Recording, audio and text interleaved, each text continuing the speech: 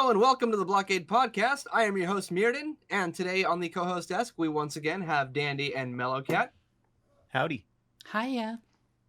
We were gonna have Denya join us this week, welcoming him back to the podcast, but unfortunately we had a little bit of a scheduling error where he is doing a How to Be a Millionaire or Who Wants to Be a Millionaire sort of thing with Inters and Cooling Closet today, so we're cheering him on for that. But today on the podcast, we have our guest, Logan. Hello. Mr. LSToast. Tell us about yourself. I'm Logan. I make Beat Saber videos. Most people now know me from either TikTok or YouTube, but I used to be a high rank player until PPV2 came out, and then everything went downhill. Mr. Number 5 in the world. I remember those days. Yep. What got you interested or invested in VR as a platform? In VR specifically, I kind of had a weird way of getting into it. I used to be into first-person view drones, and I got like one of the goggle headsets, which don't have any kind of head tracking or anything. They're basically just a screen that you strap to your face.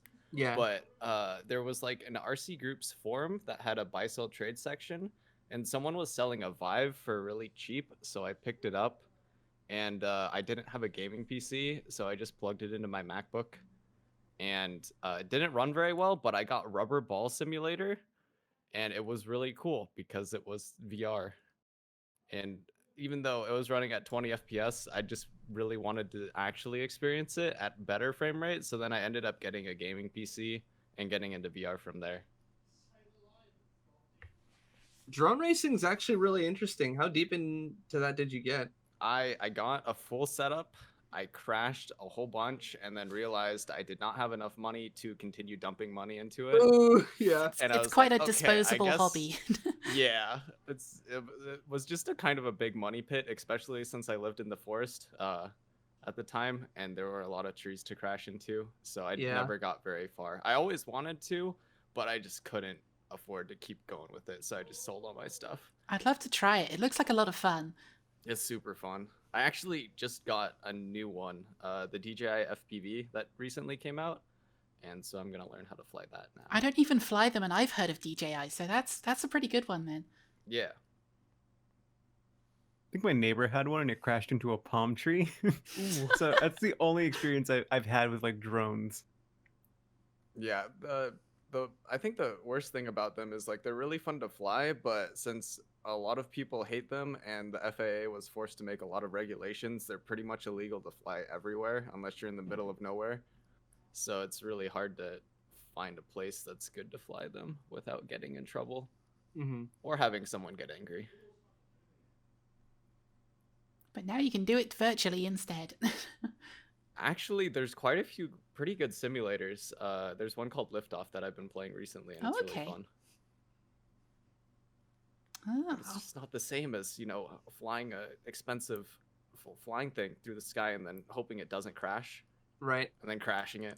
There's a bit more of an emotional attachment to it. Exactly. Yeah. Especially Especially give it a name and everything. Oh yeah. Oh yeah, there you go. Put a little hat on it and everything. Just send it off. Goodbye, buddy, and hopefully not get taken out by a big ass bird or something like that. So what made you decide that YouTube Shorts was something that was worth investing effort into? That's a great question, and it's actually funny because it wasn't much of an investment. Basically, I just I saw that they were a thing, and I didn't really know if they were worth doing. But since I already had all my TikTok content in a folder, I had maybe 400 videos just sitting there. Yeah. And I just threw them all onto YouTube, and I was like, I'll just start posting one of these a day. Since I wasn't making any more content, I just had to upload them and give them a disgusting title and hashtag them 3 times. And I basically took all of my TikToks that I had seen perform well, like over 1 million views, and then put those on YouTube. And the algorithm for YouTube Shorts is extremely similar to the TikTok algorithm. So it picked them up almost exactly the same as TikTok did.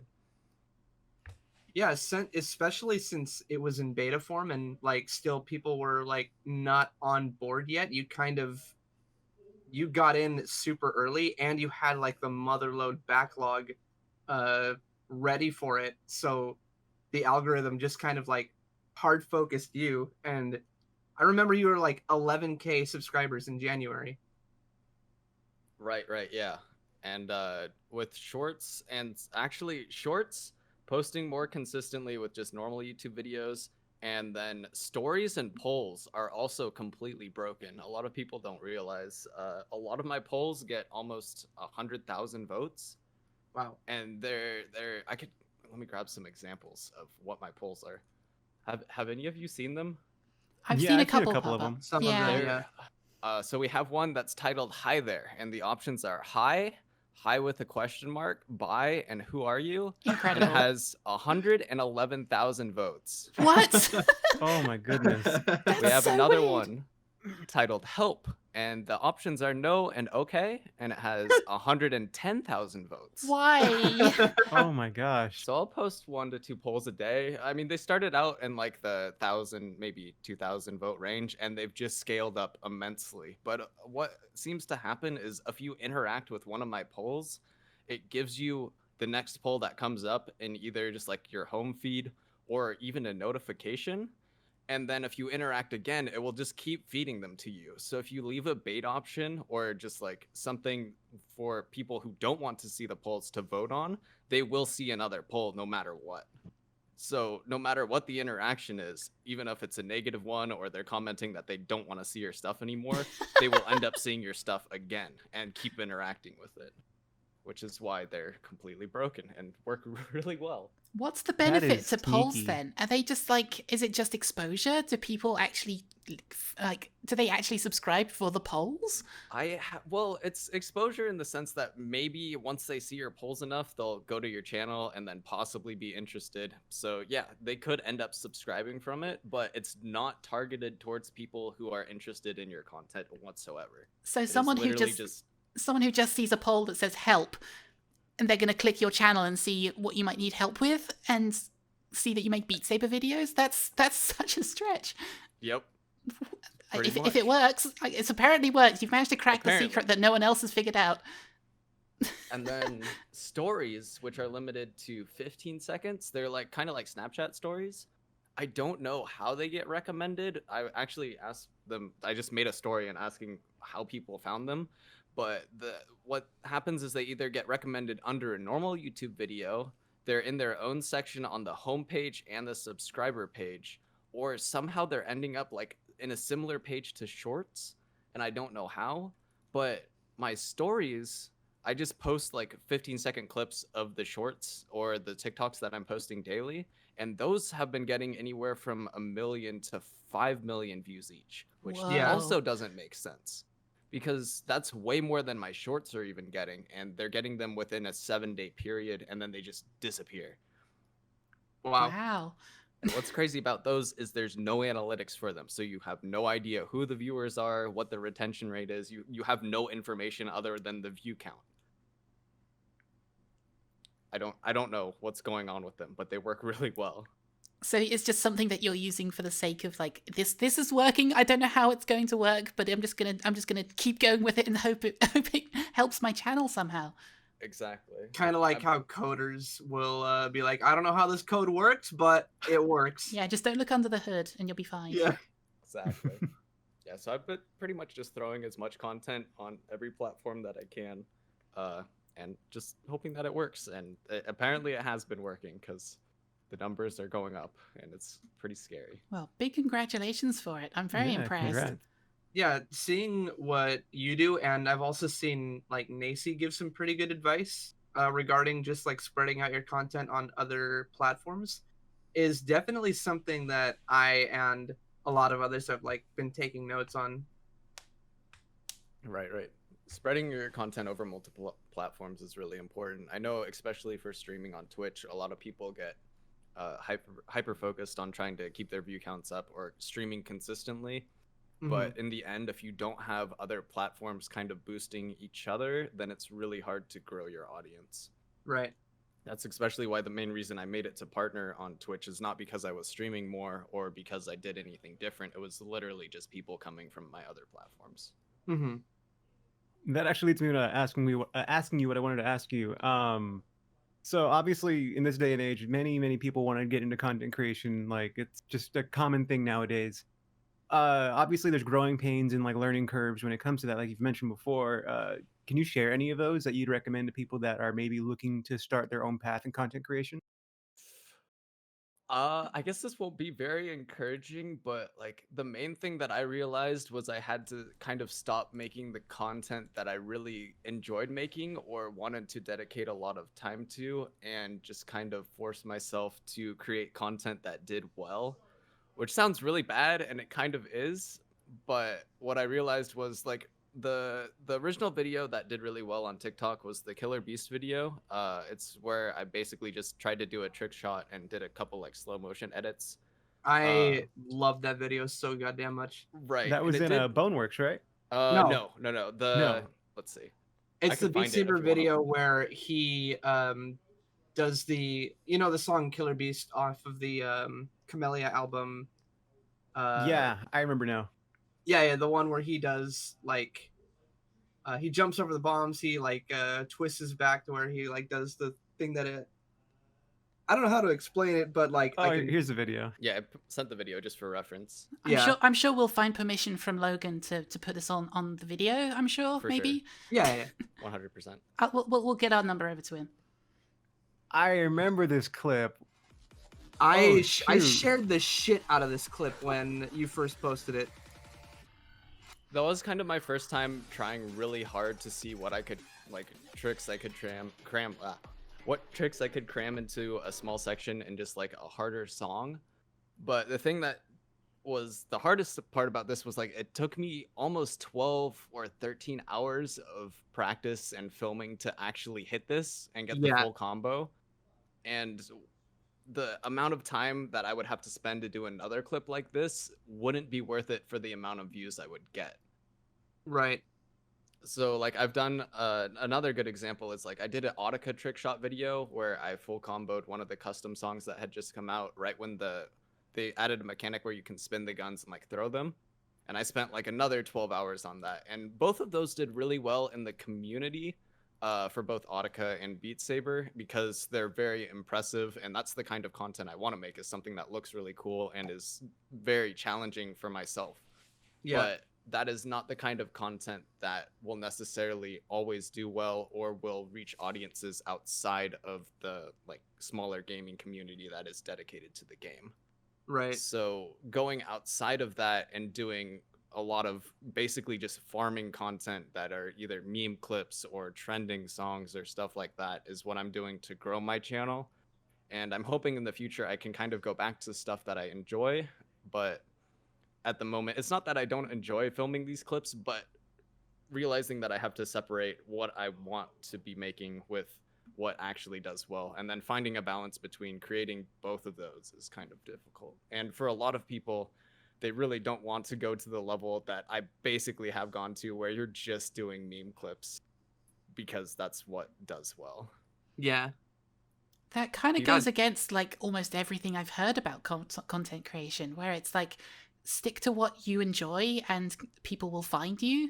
I've never heard of it where someone says like, stick to what's popular and go against what you want to do. That sounds like a different way to do it. It really depends on what you're trying to do with your content creation, or I guess where you're trying to go with it. I think sticking with what you enjoy and finding an audience that you want to interact with and hang out with is a much better going for long-term I guess mental stamina, because if you're doing anything like what I'm doing, you will get burnt out on it so fast because you're just trying to farm for views. And I agree that doing something that you like when it comes to chasing content creation as a career is important, but if you're going for strictly growth, I would say that farming the algorithm is really important right now, especially with how short form content has kind of taken over. So you mentioned the burnout. How are you personally fighting that? Are you finding yourself burning out a bit? Are you still enjoying this? I think the main advantage that I have here is because I'm doing short form content and because I've kind of given up on the clips that take me a lot longer to film. I'm able to farm out a lot of content in a short period of time and then throw out that content on an extended, I guess, schedule Mm-hmm. so that I don't have to constantly be making this content. If I was doing this daily to try and keep up with it, that would be a lot more of a problem because I would obviously get burnt out way faster. Trying to think of how else I've avoided it. I guess a good example is like I filmed probably 30-ish clips in one night and then posted them over the span of about 20 days and I hadn't filmed anything else for those 20 days. I didn't do any content creation. So I'm on a very odd schedule of basically farm out content for maybe 2 to 3 days with editing and then take a mental break to kind of enjoy myself and probably stream something that I enjoy more and then come back to it. Yeah, that sounds like a much healthier way to approach this kind of thing. Because if you're doing content with, like, if much bulkier content, I'd say, because your clips are usually between like 30 and 40 seconds. But if you're doing something that's like 3 or 4 minutes, like regular full Beat Saber videos, you can't really farm up 30 of those in a day. Unless you're insane, Right. you're going to have to do that over about a week or two. So that's a much easier way to get burnt out. But it sounds like you've nailed a good way to do this because you actually managed to keep it down to a time period where you don't burn yourself out with it. Am I right? Right. Yeah. Yeah. I think that's true. And I guess a better recommendation would be to find a way to optimize the kind of content that does well in a way that doesn't take a lot of effort so that you can withstand getting through it. That way you have time to actually put into the clips that you want to put time into, but Right. also still be able to grow your audience using the advantage of farming the algorithm. What did I remember one song that you took an extended amount of time to work on was getting that full combo on Through the Fire and Flames. What did that do to you? I mean, I guess I'm kind of known, or I was before, more for just grinding out songs excessively, like Sniffy's maps or anything like that. Yeah. So Through the Fire and the Flames full combo was kind of rough, but since I've been playing that song pretty much since I started Beat Saber, it was more just optimizing the few dot spam sections that you end up just bad cutting on. Yeah. And then getting through that. It honestly only took me like 3 or 4 hours to get through that, so it wasn't too bad. I'd been trying it on and off for 2 years, obviously, but So 2 years plus 3 or 4 hours. yeah. Yeah. I mean, every time someone requested it, or I'm just playing the song trying to get number 1 back, which I no longer have. But Oh no. it's okay. Just got That a and game reality harder. check. Just can't keep up. They just have a gaming chair. Oh, true. I just need a better gaming chair. My gaming Yeah. chair's not good enough, apparently. Yeah, mine's from IKEA, so I'm nowhere near top 500 anymore. All right. I'm curious to know, are you open to discussing some of the behind the scenes stories of working on like media productions? Like those the ones where you worked with like Beat Games or the what was the name of the group that you did that video with very early on? Splitverse? Splitverse, yeah. Yeah. Or is that something that would be like under NDA where you can't like give us like some of the behind the scenes stories of what that was? I should be fine to talk about most of the stuff. I don't think anything is under NDA still, so it's all pretty Okay. old at this point. We'll find out soon enough. Yeah. When Oculus contacts you, then you might want to take it down. But yeah, what are some behind the scenes stories that were memorable for you working on stuff like that? So do you guys know most of the story about what happened with Splitverse and like how I ended up here, or do you not know much about that? I don't know I anything. don't know much about it. Okay. Do you know much about like when I was living out of my car or anything like that? I've No, heard bits not and much. pieces. Okay. Maybe should I just start from the beginning then? I'm going to be honest with you. I don't know Yeah, much you're about your welcome. content, so I feel like if there's anyone new that's listening in, it's probably similar to me. So you might as well go over the whole lot. The problem is like most of it's pretty confusing and it's not really, none of it really makes sense, but I'll do my best Okay. to explain some of it with context. Let me see. I can grab one thing for reference. It should still be pinned in BSMG general somewhere. This is context that might not make sense, but that video. Hold on. I clicked the link and it's, I mean, Should Y'all take you didn't to- believe there me, it is. but I'm out here for real. Holy shit! I remember this. Holy shit! This was basically my introduction to the Beat Saber community, so I'll go over this. Oh my god! Yeah, I remember this. What? Damn, that was a while ago. Oh, No, that was 2018, just- yeah. Just a little while ago. Damn. So I wasn't super involved in the Beat Saber community. I'd been playing OST for a little bit, and then I obviously got into BSMG so that I could get mods and stuff. But I'd recently moved out of my parents' house, and I moved to Fayetteville, Arkansas. But I didn't have a job or pretty much any plan for where I was going to live. So I ended up living out of Walmart parking lots in my car. I had a laptop and an Oculus Rift, and I was searching for a place to set up and play Beat Saber because I went to the library to connect to the internet and apply for jobs so that I could get stable income and hopefully get an apartment. Mhm. But in the meantime, since I didn't really have much else to do, I would just go to the park and then set up there because they had park-wide Wi-Fi and power outlets, which is that's pretty much all I needed. That's insane. Yeah. So I was asking in BSMG if it was bad to have the Oculus Rift sensors out in sunlight, because I heard that having the headset in sunlight was bad, and everyone didn't really believe me that I was outside playing Beat Saber, and they're all just telling me to go inside. So I made that video clip, which ended up getting pinned of me out there. And then they basically just told me to start making vlogs of what I was doing and why I was outside, which I think I only ended up making 3 or 4 of them. But over that span of time, I ended up getting study rooms in the library so that I didn't have to go to the park anymore, and playing Beat Saber in the library to set scores, which is when I started playing for score right when PPV1 came out and like Score Saber was introduced with the ranking system and all that. So that's when I first got on the leaderboards. From there, I ended up actually getting a job and then getting a roommate for an apartment, which was nice because then I didn't live out of my car anymore. And between my job and playing Beat Saber, I got, I guess, more well-known in the community and was able to work my way into top 10 and started streaming as well. So from there, after I made it into top 5, I was contacted by Splitverse because they were looking for people who were really good at VR games to come over and film mixed reality videos for their channel. So they invited me out.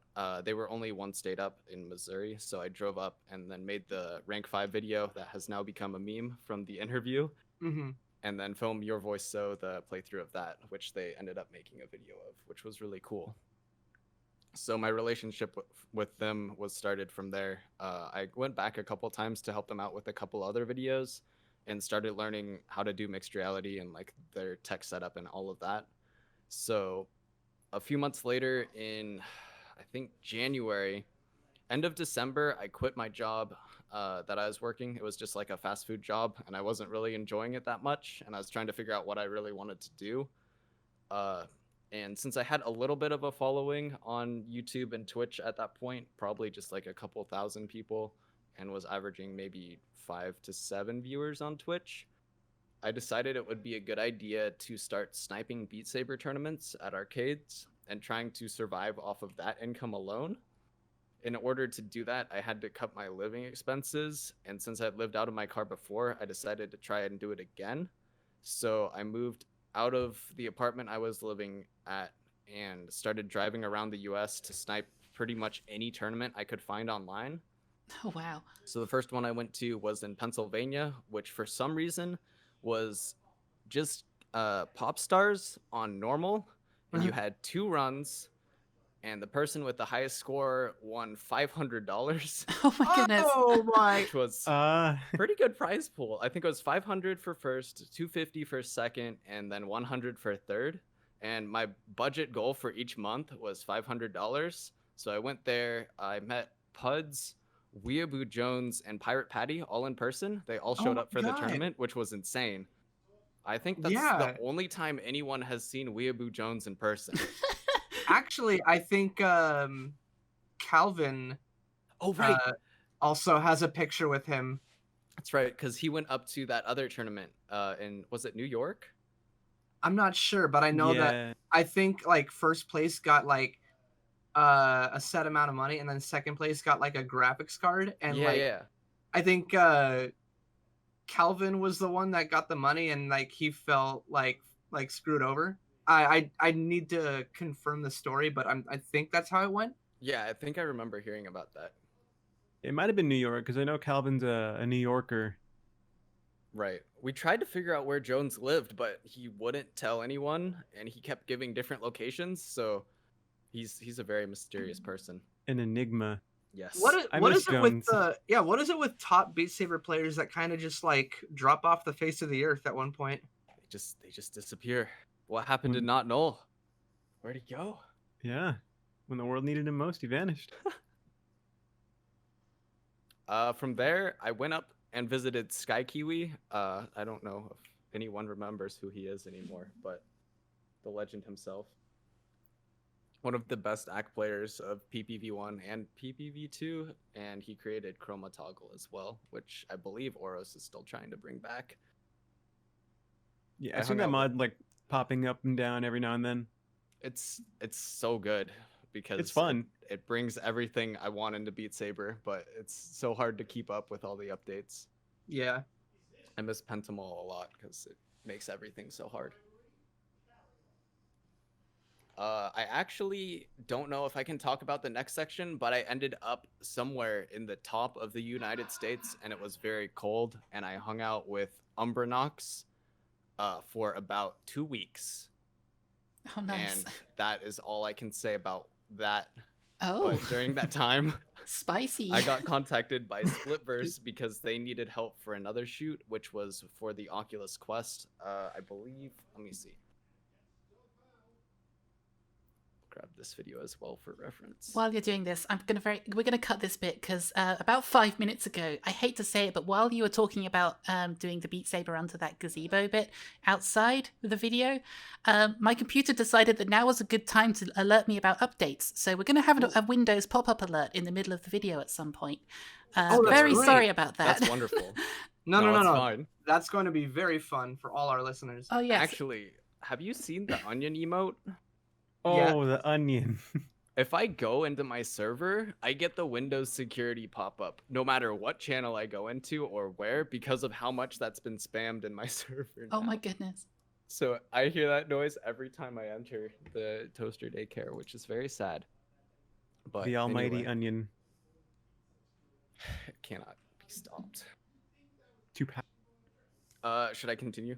Yeah, carry on. Okay. So Splitverse needed help for. Actually, wait, it's not this video. Hold on. That's the next one.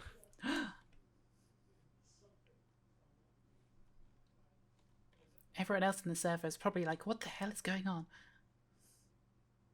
It's this video. I believe the Oculus Quest had just been announced, and they needed help with filming the Beat Saber trailer for that, and they also needed someone to be in it. So I think we had 4 or 5 people come out, and I was one of the people who ended up in that trailer for the Beat Saber announcement for Oculus Quest. Which Oh, was really cool. nice. I vaguely remember this. Yeah. Yeah. So from there, since I was still traveling around in my car, they basically just said you can stay at the studio, and then they hired me on to do different shoots for them. So they needed help with the next Quest trailer, which was the Defy Reality one.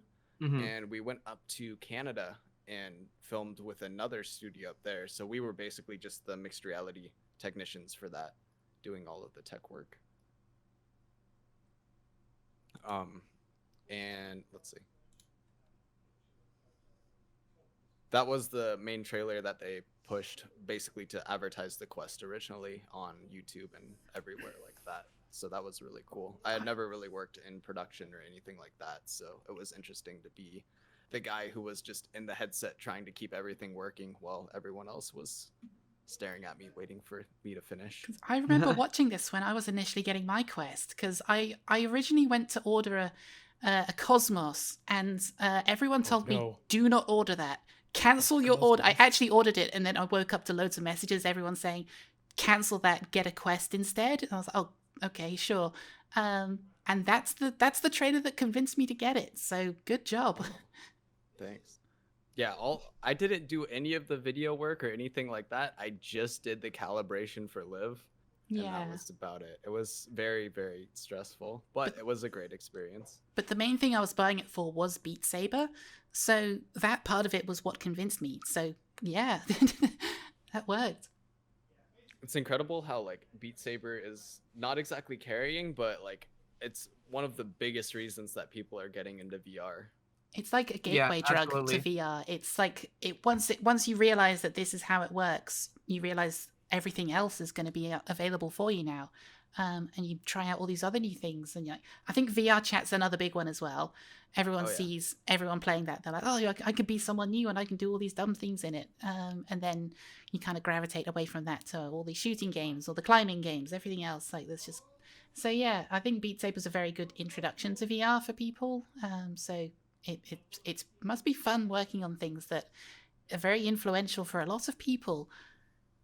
Yeah, there actually are games that people refer to as console sellers. Like you'll see an exclusive for PlayStation, and then some people will buy a new PlayStation console in order to play that game. I think that Beat Saber absolutely is a console seller for VR. Yeah, absolutely. That's something I've noticed too, because my little cousins, they do watch TikTok and they know about Logan, which is really funny because like I'll be at family gatherings and they're on TikTok and it's like, oh, have you seen Logan's new video? And it's like, they're like, do you know about Logan? And it's like, yeah, I hung out with him in VR chat. We're buds. And they're like, whoa, what the hell? And they're like freaking out and everything. But they're like, oh, I want to play like that. And then they think Reality Check is the hardest song in the world still. But it's adorable. It's really cute. And it makes me happy to see that even like young kids are like wanting VR to play Beat Saber. So it's definitely, I would say, like one of the biggest flagships for VR gaming now. Bandude had said that he thought that Reality Check was kind of like falling off as a meme and that it might be forgotten at one point. But the fact that it's like one of the most viewed Beat Saber like levels on YouTube will kind of like, it'll keep feeding into itself, or people that get into Beat Saber that are still new to it, they'll be like, hey, I am now interested in consuming this content in videos, since I'm getting so like interested in the game and having so much fun with it. I'm gonna go check out YouTube, and the first thing they find is what's gonna have the most views, and that's probably gonna be Reality Check, and they're gonna have this skewed view of like, oh, this must be like what's hard right now, and then they'll go to a stream and then they'll request it because, yeah, that's just the sequence of events that I see like unfolding. I think and you solved why it. Reality Check kind of like is going to still have a place in the community that it's like had for so long, for a while now. It really is like permanently cemented, because if you go to like Make You Move, Tempex, or even Orange W, like all their top videos, or Tempex's #1 video is literally Reality Check, so it can't really be taken down as not being there anymore, because like you said, for anyone that's searching up YouTube content for Beat Saber, they're going to find the top creators like Tempex and then look at their top video and it's literally Reality Check. That just can't get away from it. That is the tip of the iceberg that people will find. Yep, I type in Beat Saber on YouTube and the top video, or one of the top videos is either Coffin Dance or I finally played this song, Reality Check Through the Skull. Yeah. Man. It's just gonna be there Coffin forever. Dance. Coffin Dance. That did surprisingly well in the content creator community, and I never got onto it. Like a lot of videos are really popular for that. It's the power of memes. It's not about the songs, it's about the memes. Yeah, It's about memes are sending a powerful, man. message. Oh, do you want to give any more? I guess I could just touch up on the last part after the quest trailer, because let's see. Okay. After the quest trailer, I got hired on by Splitverse full time, so I was doing basically the tech work and some editing for them. And then when I wasn't working for them, at night I would stream from the studio, and I kind of was able to grow my Twitch audience from there a lot more, and then started recording stuff for YouTube a little bit. Is that the room that has the giant green screen? Yes. I was so curious about that. I was like, did you just set up that studio where you live? Or like is something else going on? And I was always curious about that. Right. So when I came down for the Oculus shoot, that's when I ended up moving in at Splitverse. So it's kind of like a split house and studio. So Oh, they have a interesting. couple rooms that they rent out to people who live here, and then they have the studio, which is separate in a different building. So I actually live at Splitverse and can record there when no one else is there. Oh, That's incredible. that's so Yeah. cool. It was a That huge is- opportunity. That is literally the coolest thing I have heard all day. Yeah, because when you said that, like, you lived in the Midwest and that your rent was pretty cheap, and I was looking at like where you were recording, I was like, wow, rent is pretty cheap for that? Yeah, it Shit! must be really cheap for something that big. Damn! But yeah, that's incredible that you have such an opportunity like that. Yeah. So basically, I was working for them, I was doing my own content, and then once TikTok started blowing up after that first Killer Beast video, I started taking it a bit more seriously. TikTok had me out for a program that I cannot talk about because it is still NDA. I'm not sure why. But from there, I got some coaching on like posting schedules and stuff like that, and started posting very consistently. And then I discovered that if you just kind of throw as much content out there as possible on TikTok, eventually something will blow up. You never really know what it is, but it's usually what you don't want to blow up, or something that it's something that you didn't put any effort into or just didn't think would do well. So the da da da clip was something I just kind of had sitting there in my Google Drive that I didn't really want to post because it wasn't optimized at all. Usually you want like a 10 to 15 second clip or something that's pretty short because attention span is so low. And that clip was like 54 seconds long, almost the maximum length you can have for a TikTok. But I was out of content on like a Friday night. I posted it at I think 12 or 1 a.m. before I went to sleep. And I woke up to a couple 100,000 views on that video just out of nowhere. And Yeah. I think by the end of the week, it had hit over 10 million views or something like that. It was What? stupid. Oh, It's good like Lord. 40 to 50 million now, right? Yeah, I think it's at like 52 or 53. The only clip that's beaten it out is Rush E. For some reason, Oh, that's Rush E another- does really, really well. Yeah, that's another big one. But what I learned from that is that if you can somehow keep the retention on the video past like 15 seconds to something that's longer than normal, it kind of just skyrockets in the algorithm because of how much watch time you're getting on it. And since that clip has such a long buildup and it's a somewhat recognizable song, people will just stay for the entire video all the way up till the end. So it was getting like consistently 45 to 50 seconds of watch time on a 54-second video, which for the algorithm is just basically crack. Yeah. So it just went everywhere from there.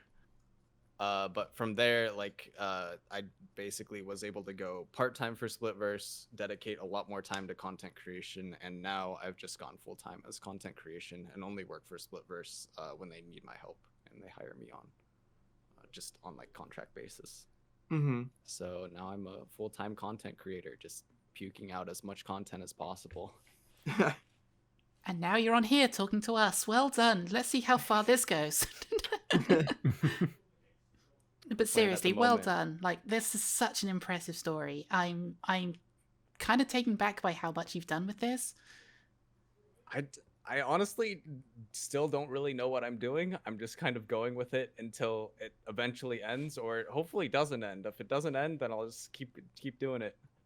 It's But crazy. It's actually kind of funny how like often you hear people say like, "Oh, I don't know what I'm doing," and then you get like a bunch of people saying like, "Ah, so that's how you do it when watching you." yeah, I think especially like what I said before, the more you try to figure out what you're doing, especially with short form content, the less you'll do well. And then the more you just experiment with things that don't seem like they would do well, they end up just blowing up. It doesn't make any sense. It's extremely counterintuitive. My most viewed video on on YouTube now is actually a Boneworks video. It's not even a Beat Saber video. I love your Boneworks videos too. Thanks. I saw them all over like Reddit, and I didn't realize that it was you. So I was just like, what? They So get stolen and put on Reddit and Twitter a lot for some reason. I Yeah. don't know why. I mean, that's how the internet works. They're just like people will find something and they just not credit the original person, Oh, and no, then why would that you one do will that? blow up. Yeah, It happens course all the not. time. It's so annoying. Especially on Reddit. Oh yeah. Mm-hmm. Yeah. Yeah, they're more egregious with that. Reddit is basically just repost something you found somewhere else and then hope you get a ton of upvotes. Yeah. And then someone will like a couple hours later ask for the source of it, and then it'll be like buried in the comments, and you have to scroll halfway down the page to find it. Yeah. Okay. I think we're good to move on to the next question. Yep. What are some good and bad things about gaining so much traction so quickly? I guess the best thing is having a bunch of numbers on your screen. Yeah. They look really big. That's Nope. pretty good. Numbers go burr. The bad thing for me is the community that I'm drawing right now, especially from TikTok and now from YouTube Shorts, is a lot of younger children who really want to get VR but obviously can't afford it since they're anywhere from the age of probably 10 to 15 years old. Yeah. And they can be extremely annoying and obnoxious for my current community, which is, I guess, my current community of people who are more dedicated or just hang out more is getting very small because they don't want the interaction with the children. So it's become kind of a joke to contain the children outside of my Twitch channel or just try to educate them, but it's very hard at this point to have an enjoyable chat during my stream or be able to actually interact with more genuine people since the numbers are just going up so quickly.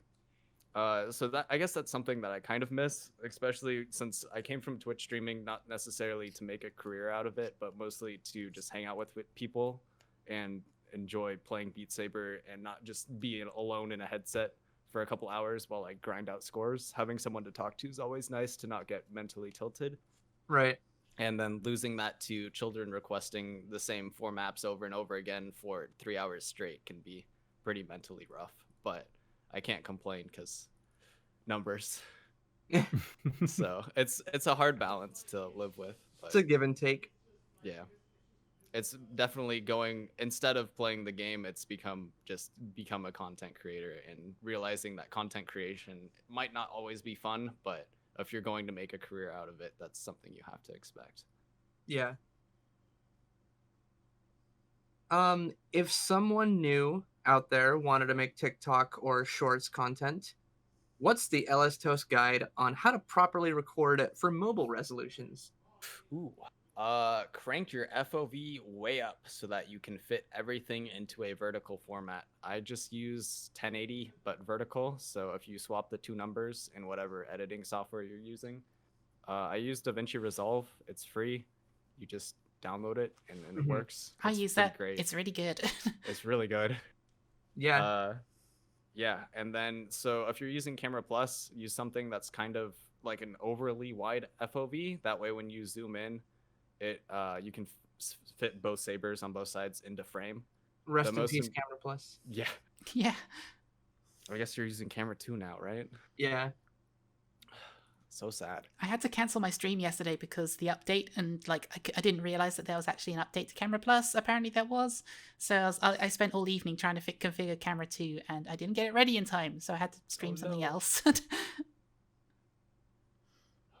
If you have full body tracking in an avatar, I guess the most important thing for angle for me was making sure that you can see where the notes spawn in, and then having an angle that you can see all the notes and read them properly.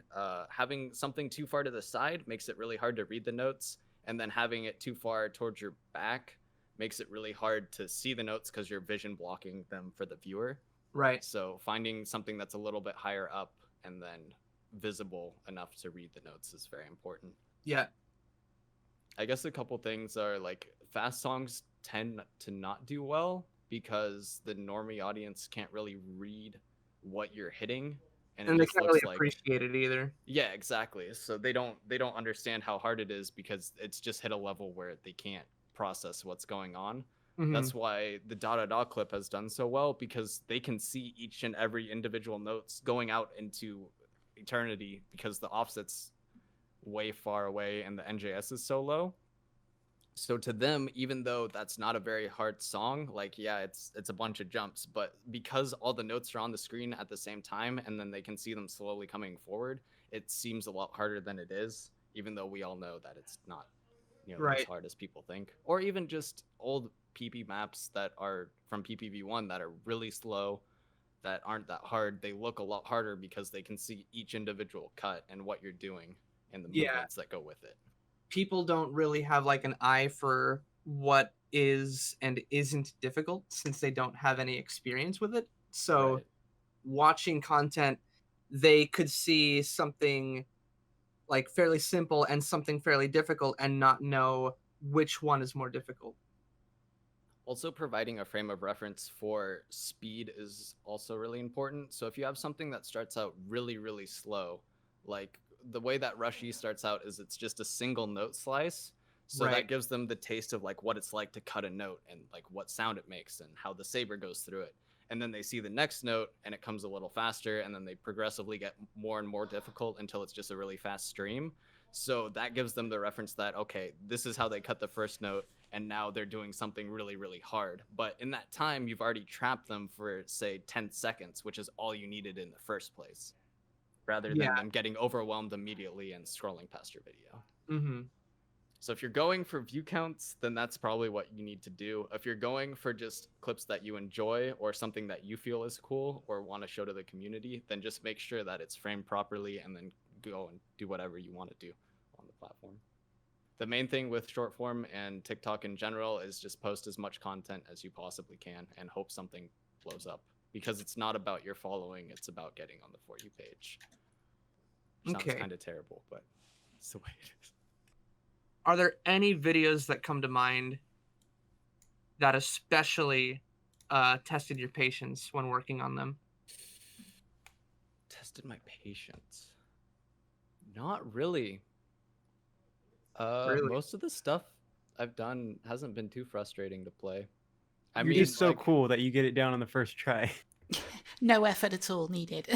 Yeah. I guess the funny thing is like I've kind of made it a joke at this point when I either can't hit a clip or when I get interrupted trying to film something. So when I film, I'm almost always streaming, and I have all my alerts. And if anyone has been in my stream before, you know that my alerts are extremely loud. Yeah. Oh, And those yeah. alerts are not separate from the audio track that I'm recording. So Ah, if perfect. I'm like 3/4 of the way done with a full combo in a song and someone subs or gives like 10 bits, the whole recording is just ruined at that point and I have to restart.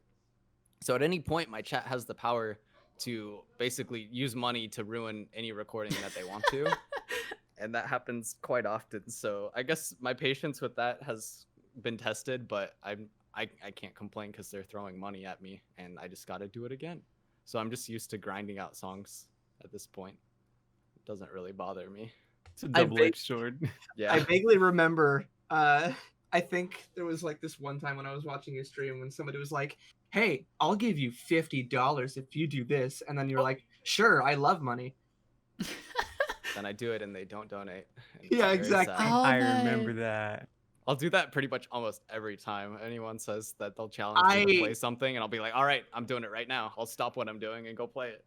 I do not trust anybody who ever says that shit. They always do it just as an attention grabber. Oh yeah, and then they get banned, and it's really funny. It's great. And then sometimes you'll have people who actually are serious, and then they'll gift you money, and it's crazy, but that rarely happens. Mm-hmm. Yeah, it's the internet. No one's serious. Never know, they could be like an oil prince, and they've got just bucket loads of money just waiting to gift to you. But You know you, that have, you Nigerian have to prince? full combo rap god. You just got to do it. Yeah. It's all Like you that have Nigerian to do. prince that you donate like $2,000 to, they randomly come back with that $1 million they promised. Boom. Yeah. Exactly. Stonks. They just love reality check so much. I think the first time I ever saw that happen was Soda Poppin had this viewer named Amhai who donated him $50,000 one time. Oh my gosh. What the What? hell? Yeah. Some oil princes out there are watching Twitch sometimes. You never know. Yeah. Mr. Maybe Beast. it's Mr. Beast, yeah. Yo. He's on it all to count, and it's gotta be him. Oh man. Oh yeah, so obviously you do some wacky tricks and everything. Like I've seen you playing upside down or like just spinning around and like tying yourself up in your own cables and everything like that. You ever gotten hurt doing that stuff? Like falling flat in your face or anything like that? Actually, no, I haven't. I've gotten more injured from playing Echo Arena and Gorilla Tag than I have doing anything dangerous in Beat Saber. Gorilla Tag, I Gorilla 100% Tag. believe. Gorilla Tag, I smacked my... No, actually, I smacked my fan really hard to the point where it makes a weird noise now, playing 11 table tennis of all Oh. games. I Wow. jumped up to hit the ball, and I just jumped and stuck my hand straight into the fan at full force. But yeah, playing Beat Saber, rarely hit anything. If you could think up a percentage off the top of your head, exactly how much has Mawntee contributed to your momentum? Let's see. So Mawntee is... Let me go through my top clips on YouTube real quick. Okay. 1, 2, 3, 4, 5, 6, 7, 8, 9. 9 out of my top, I would say, wait, let me do math. I'm trying. 9 out of my top 20 clips are from Mawntee. So that That's is 45%. a solid 40. Yep. Wow. Thank you, Mawntee. the other 45% is Rushy and Rush B. So yeah, I'd say Mawntee is responsible for almost 50% of my success. Does he get 50% of your thanks? I'll just give him just a thank instead of a thank you. Hey man, pat on the back. Just give him Good a job. U. Thank you. Hey, Mawntee. You. There you go, Monty. I think There Monty's you still in go. the server, right? Yeah, Monty's in the server. Should we Yeah. pull him Yeah. into the chat? I'll add him right now. Let's pull him in. Here we go. There you Yeah. go. Boom. Aw. Monty's had a pretty big influence on the content creator scene in general. Mostly my and Bandute's fault, I guess, for playing his maps in the first place, and then sending the hordes of children around Twitch and YouTube into the comment section to make everyone else play them endlessly. So it was you. Yeah, I think they've reached me as well. Even I get requested all the stupid stuff as well. So hmm thank you Yeah. for that. Thanks. You're Thanks, welcome. Monty. Yeah. You don't know how many times I've gotten children ask me, "Can you play up and down?" And Up it's and like, if Oh, you I can It's not get even a request Monty it. map, is it? Oh no, it's not. But ever since people like played it on TikTok and YouTube and Yep. like I any blame other Bandute like for that da da da, one. That's it. yeah, every day. Da-da-da's It's, my fault. I'm sorry for that.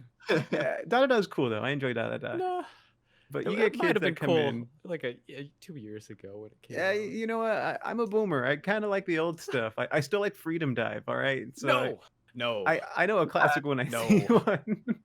I started playing Freedom Dive the night it came out, and I thought it was like that was before they had advanced HUD or any kind of like song like the duration counter or like any indication that you're anywhere in the level. So I almost passed the first stream as like I'm almost at the end of the level, and then I went into practice mode and then discovered I was nowhere near the end of the level.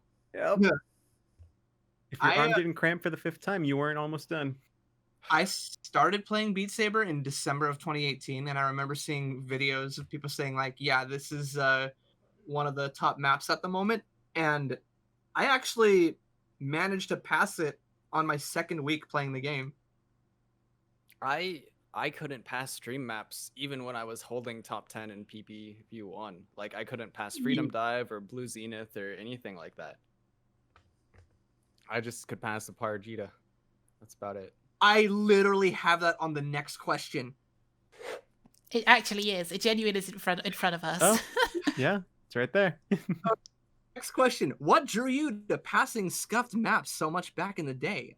Maps like, for example, the 4 different iterations of Aparajita. I mean, they were ranked, so you got to do what you got to do for those top PP maps. Obviously, that was slightly overweighted due to the note density, but yeah, just grinding out bad maps became really fun because that's what I was used to for PPV1.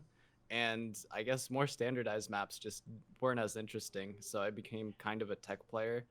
I guess a lot of people didn't know this, but originally, before I started going for score, I was trying to become a Maul player because I thought there was a lot of possibilities with Maul using arrows. Because Ragesack was pretty popular at the time, and he was playing Maul with no arrows on.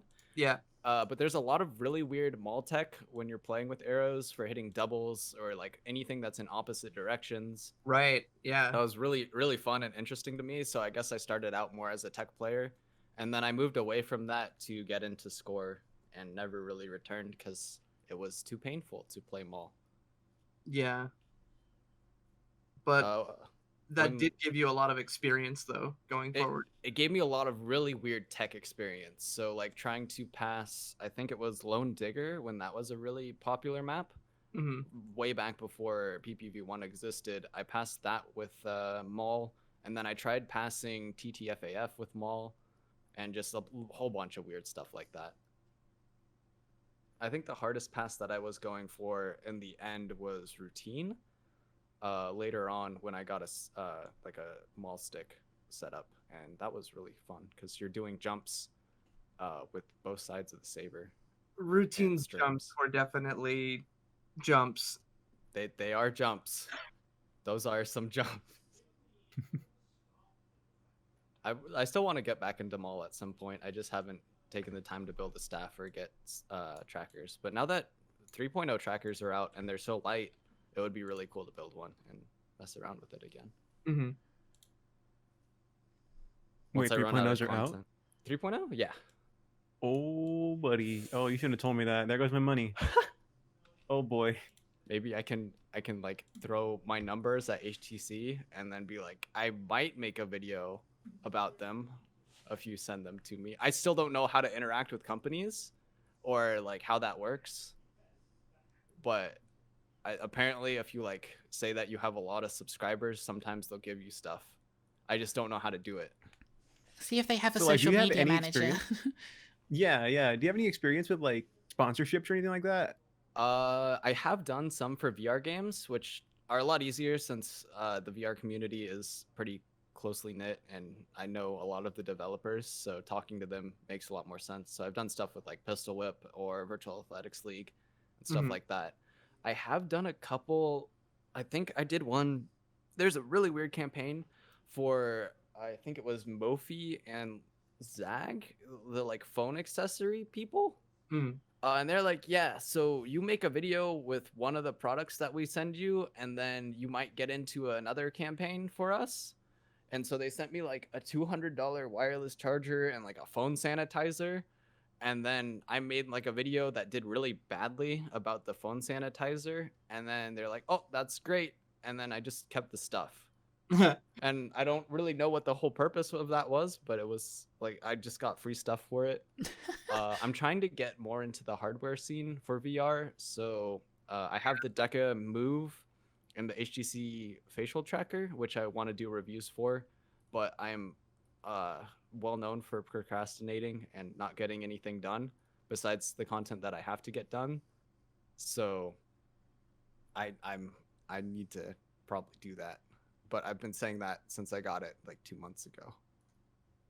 And I haven't done anything. Go do it after this. I'm going to tell you now. That's your homework after this. You have to go and 100%. I will go. I will definitely go make that video after this. I most definitely will not procrastinate on it for another couple months. Good. Proud of you. We'll grade it. I'm definitely gonna go work real hard on making that video. You're not allowed any dessert until you've done it. Soon. Yeah, but I guess my long-term goal, now that I've kind of gotten through the growth stage of my content platforms, is to transfer over into more, I guess, hardware review type stuff, since that would be something I would enjoy more if I could actually make the videos. Yeah, I think your opinion definitely would hold a lot of weight for a lot of people, especially like with how much experience you have now with working with companies, working with different headsets on your own content. You have a lot of personal context on what would make something good, and reviewing and giving your own personal rating to something. Right. That's another thing that I'm kind of scared of or don't know how to handle properly is like, if someone sends you something, is it technically sponsored content? And if it is, are you allowed to give your genuine review on it? Or is it like you have to promote the thing that they sent you? I am reminded of a video Donkey made one time where he had just like moved into a new apartment. He was doing really well on YouTube. Company like said, "Hey, play our game and make a YouTube video about it." And he was brutally honest about it. It was like, I think there were like a bunch of like dead people, like dead bodies in like one of the opening scenes of the game. And they were like, "Oh man, look at all these guys. They must have played this shitty game." What? I don't think the company like wanted to go through with like oh my god, like a contract with him. I think that's the far end of the spectrum of too honest. I think it's something that you have to negotiate with the companies themselves. Like, you have to say, like, in terms of the contract, do you want me to be honest or do you want me to be positive? So I think that's something that you have to decide between them. So it depends on how you want to build yourself as a reviewer. Do you want to build yourself as someone who provides honest reviews, or do you want to be someone who provides lots of positive reviews? Because if you do a couple of honest reviews, you may not get many sponsorship deals after that, because people will be like, I don't know if I want to provide my product to this person. Right. So I think it's something that you'll have to develop yourself, and maybe have a word with other people that do it, so other content reviewers see how they get about it. You can probably contact a few of them. That definitely makes sense, and that's something that I really am trying to keep with my channel, is being honest with my reviews, or only promoting things that I really enjoy or like, which makes it kind of hard, because when someone comes to you and says like, "Hey, can you promote our game?" I don't want to just be like, "I don't like your game and it's bad." I don't want to promote it, but I'd rather be honest with my audience than try to promote something that I personally wouldn't even buy. Think of the promotional material as like your short meme clips. Think of them as things that you're doing for the numbers. So like you're saving your effort and your enjoyment for things that you want to do, but you're still getting sponsorship and you're still getting paid to do reviews for things that you might not necessarily enjoy, but you're doing it because you're being paid for it and you're getting content. Right. So I think it's kind of like a shift in mindset. Like you've got that figured out for your short content. I think bringing that over to your reviewing content would be beneficial as well. As my 2 cents, I think that's how I'd approach it. That definitely makes sense. I guess I'm kind of just really worried about my viewers and like what they're spending their money on, which I guess should be up to them. But I hate influencing people when it comes to financial decisions because I'm a pretty cheap person when it comes to money and buying things. So Yeah, I definitely see like how you would like with especially with everything you've gone through, you would like appreciate giving somebody like the best value possible. right. I actually like even with my VR purchases and all of my PC purchases, I pretty much bought everything used off of Facebook Marketplace. So when Wow. someone asks me like, "Hey, should I buy a Quest?" I'm like, "So if you go onto Facebook Marketplace, you could probably get a Quest 1 for around $100 to $150 if you meet someone in a parking lot at like 12 a.m." But then again, I don't know if I should recommend that people do that. But you can get stuff for way cheaper if you buy it used, and usually it works just fine. Usually. But yeah, that's usually maybe. But yeah, since that's the mindset I have when I'm looking at a promotion for a game or something, I'm like, would I actually pay full price for this game? And usually the answer is no. But that goes for most games.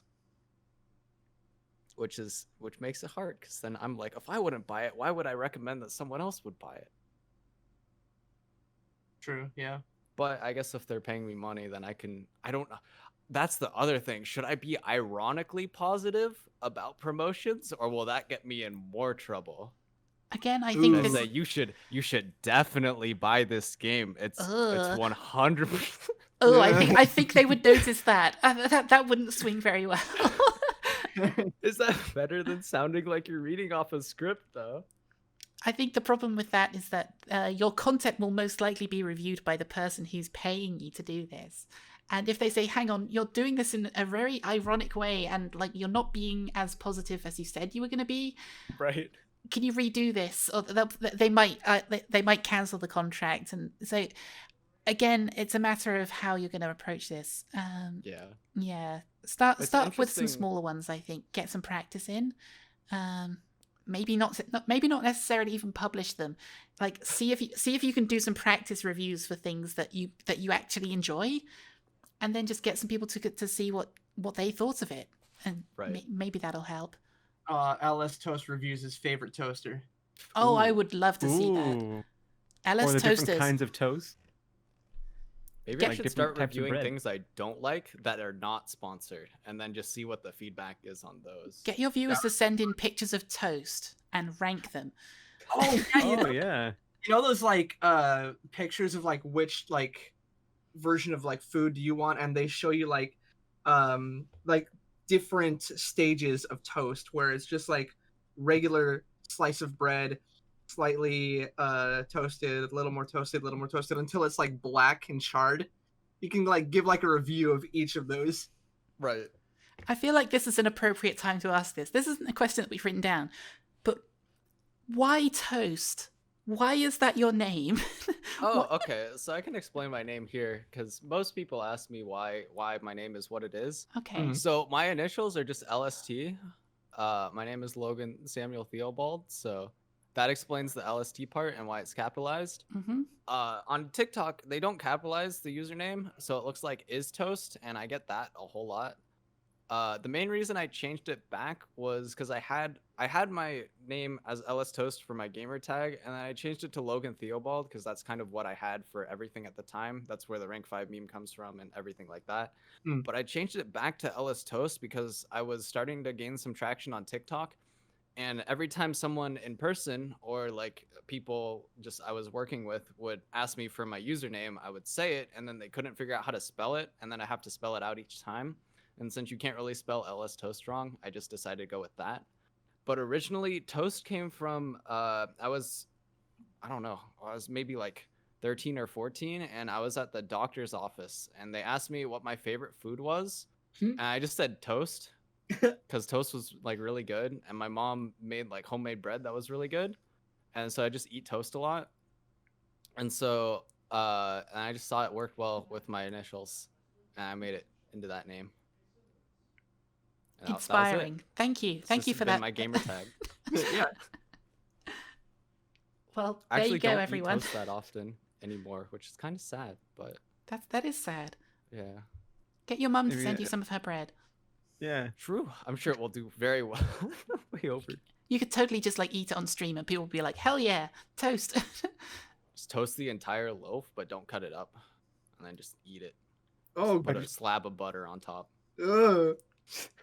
That I sounds just like think a of good Scott way to Pilgrim just said, have. I can eat toast all day, and it's like, yeah, but then you'll get fat. I wouldn't get fat. Why would I get fat? Bread makes you fat. Bread makes you fat. I'm so glad someone else got that reference. Thank you. Absolutely. All right, so is it an ego boost knowing that you're like the only one that ever like eliminated Taichi in a tournament? Kind of and kind of not, because it was mostly rigged in my favor, if you think about it. Because random song tourney, like, there's nothing that could have been more perfect for me, especially at that time when I was actually a decent ACK player. So just getting good RNG against Taichi wasn't exactly impressive, but being one of the only people to actually take him out of a tournament and then doing it twice in the same tournament felt pretty good, I will say. But I didn't get a score saber badge for that tournament or anything. Oh, So it's okay. if there was no badge, was it even a tournament? Exactly. Like, does it really even count if you don't have anything on your score saber profile? I guess my account doesn't matter. Oh no! Oh no. It's okay. I don't think I have a single tournament badge. No, I don't. I just have the supporter role and the charity role on my score saber profile. Heck Even though yeah. I've been in this many tournaments, I haven't been good enough to get a badge. Get a Man, gaming chair. I just need a better gaming chair. yeah. What the hell did you spend 2 weeks with Umbra for then? I know, right? He had the PPV3 button like right there, and he just didn't press it. And that was back in what, 2019? I was like, you should probably press that. And then he was like, well, let's rank Happy Song. It's like, no, you gotta press the PPV3 button, and he just hasn't done it since. It's done, everyone. He's just lying to you. He hasn't been working on anything. It's all just been finished dusty. since 2019. Don't believe anything he says. Is this why you haven't been talking about what you were doing up there? I can't say. Oh no. I just may or leaked may it. not have tweaked the algorithm for PPV3 to be heavily in my favor, and I may have locked it down so that he can't fix it. But that might be the reason why he hasn't released it, actually. We can no longer publish this podcast. Thank you very much. I hope you're all enjoying this. This will be the last one ever. PPV3 might actually just be unranking every song and then re-ranking all the Aparajitas, and that was it. But Yeah. But I can't say for sure if that's what I did.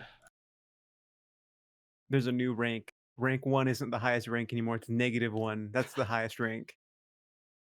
All right. Are there any VR games flying under the radar that you would love to see grow more popular? Anything currently unreleased that you're also looking forward to? Beat Saber 2 is pretty cool, but no one's played it yet. Oh. Oh wait, you're gonna cut that out, right?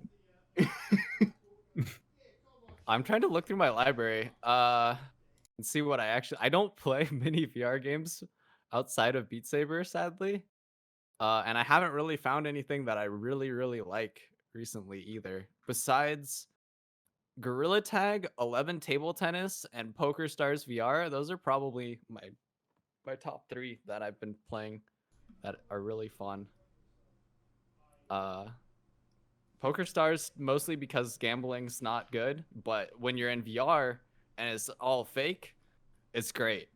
You just throw a bunch of money everywhere and make people mad, and it's a good time with friends. Yeah, I literally don't see any VR games that I've played recently that I really enjoy, which sounds kind of bad, but I guess it's proof Beat Saber is the ultimate VR game. just waiting for something new to come out that has like a cool mechanic or something that's really fun to play. Yeah. Overwatch VR. Oh my Ooh. god, I'd love that. Actually, something that's kind of similar but not exactly is Hyperdash. I've been playing that a bit on Quest. It's got like domination, payload, and just like deathmatch and stuff like that. But basically, you're just you have 3 dashes and then you run around picking up guns that have different abilities, and it's just team fights for a basic shooter, and it's pretty fun. It's not super polished yet, but it's still a pretty fun game. Lots of children, open mics everywhere, lots of no. screaming. It's a pretty great time. But other than that, it's an interesting game. Did I don't know, overstep, like, is there something that I don't know that there was a reason why question 17 was kind of like glossed over? Mellow and Dandy? Oh, I thought that we'd kind of answered that. Yeah, there it was already answered. And we'd kind of moved on away from the Darth Maul stuff. Yeah. Oh, not Darth Maul. Pentamaul is incredibly different to Darth Maul. Oh yeah. What the fuck is that's completely pentamaul? different. Oh my goodness. Yeah, we I covered don't it a tiny know. bit. We covered it a tiny bit when we mentioned Aros, but we didn't like get in depth with it. I've never heard of so this. Pentamaul, get this. Essentially, you're holding 2 Darth Maul sabers at a time. You've got your blue and red facing upwards, and then like green and purple facing downwards. So you have blue and red blocks coming at you. You hit those with the blue and red sabers, and then gray, and then green and purple blocks start flying at you. And you turn your sabers upside down so that you can angle the other 2 sabers on the bottom to hit those. I'm not gonna lie, I didn't follow what you said. I was just watching the video that Logan provided us, and I can understand it much clearer now. Thank goodness.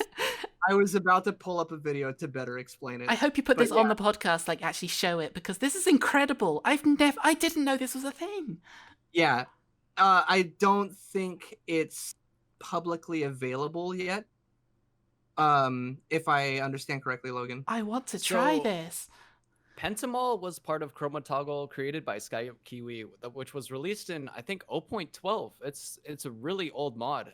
Chroma Toggle had a bunch of options, anywhere from what you're seeing with Pentamaul to Pentachrome, which is the same thing as Pentamaul, but instead of having maul sabers, you click the triggers to change the color of each saber in your hand. So you're holding the blue saber, the block turns green, you pull the trigger, the saber turns to green, and then you hit the block. Things like that. They also had like I think Chroma Toggle, the original mode, was where it randomized the block colors, and both your sabers were blue until you pulled the trigger, then they would turn red.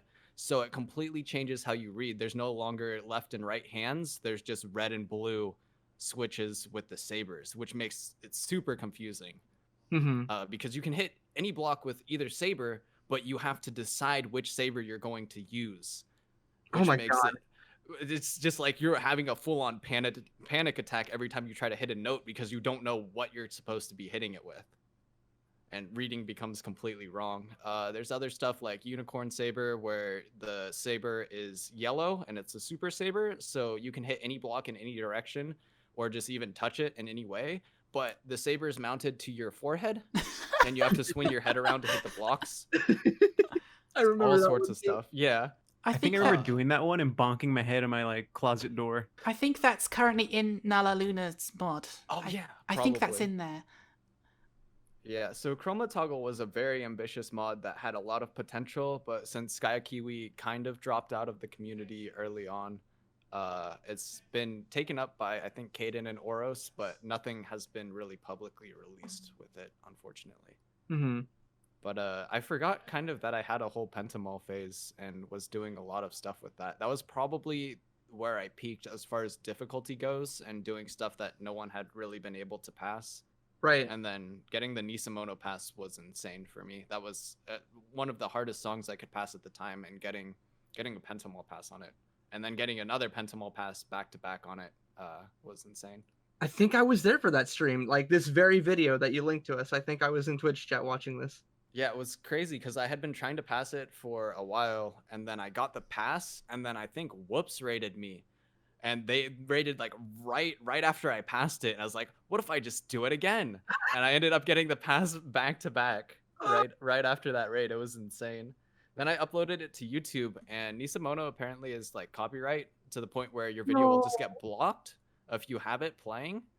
So I have the audio completely distorted with like a phaser, and like it's pitch shifted and all that so that I could get past it. Oh my God. Oh, good. Okay, that's the Yeah, video. I thought my fun. like sound driver was exploding. No, that's the video. Okay, good. The audio's it's a little funky. That looks amazing. I didn't know this was a thing. Thank you for this. Yeah, I wish it was still a thing. I'd love to play pentamaul again. Hopefully it will come back someday. Well, we can- whoever made it, if they're listening to this, please update it. Sky Kiwi, please come home. Oh, please. So I'm gonna go back to question 17 real quick. Yeah. Who do you think would be your toughest opponent if there were to ever be a pentamaul tournament? Man, it's such a I'm trying to think if there have really been any other pentamaul players besides Sky Kiwi himself. Right. I never really knew anyone who played pentamaul. I feel like, or at least, do you think somebody would pick it up well? That would be challenging. I kind of like Estrella comes to mind to me. I think that he might be somebody that might pick it up well, since he's kind of known to pick stuff up well like that. So the interesting thing is now I don't think I would do very well with pentamaul. The main problem, which you kind of touched on earlier, is you have to shift your sabers in such a way that you can hit with the bottom of them.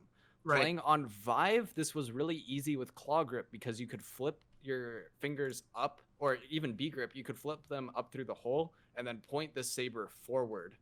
Right. That way you can almost swing at a normal angle.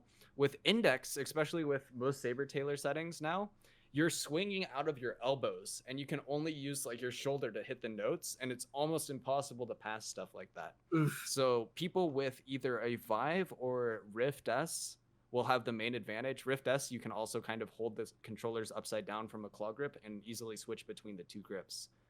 CV1, I'm not sure how hard it would be or how easy it might be. So since Estrella's on CV1, he would probably have an advantage just for learning compared to, say, like Garsh on Index. Yeah. So people on other headsets that are older might have an advantage in that way. Ooh, maybe if like, I know Edgy just switched off of Vive, but what if he like got back on his Vive controllers? Right. Yeah. And he's also a pretty old player, as well as I know he's done some Maul stuff, so he would probably pick it up really well. Or people who are just into really either weird tech maps or I guess challenge might pick it up better. So Right. someone like Jack might do really well. Jack, yeah, I could see him doing well. I'd love to see it come back and have people play. It also depends on what maps you're playing, because challenge pentamaul compared to AC pentamaul is completely different, since scoring with the bottom sabers is very difficult to get full swings or any kind of accuracy. Mm-hmm. Was that mod available when 360 maps were a thing? Did you ever try it with 360? I don't think I did, no. Oh. That sounds like such a beast in its own. I feel like that's the next level you have to try. Oh gosh, I struggled with pentamaul on its own. 360 would be like terrifying.